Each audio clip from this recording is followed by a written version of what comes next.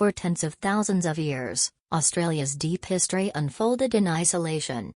But in the late 18th century, a new chapter was written.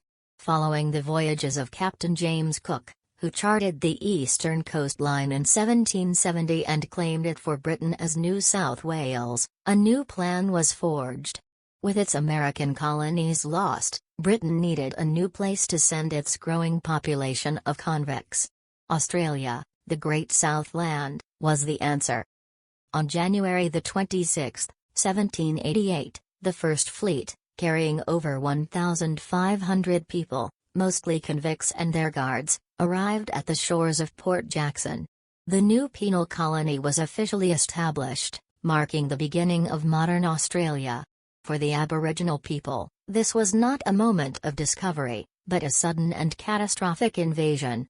Their ancient way of life was irrevocably shattered by the arrival of a foreign culture and its diseases. The early years were brutal.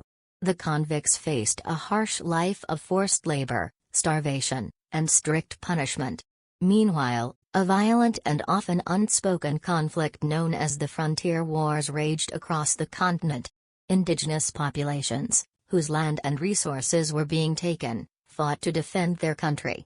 These early decades of colonization were defined by immense hardship, conflict, and the tragic dispossession of the First Peoples. However, over time, the colony slowly transformed. As free settlers arrived and former convicts served their time, a new society began to take shape. The continent of Australia was no longer just a penal colony but a burgeoning land of opportunity, driven by wool and other industries.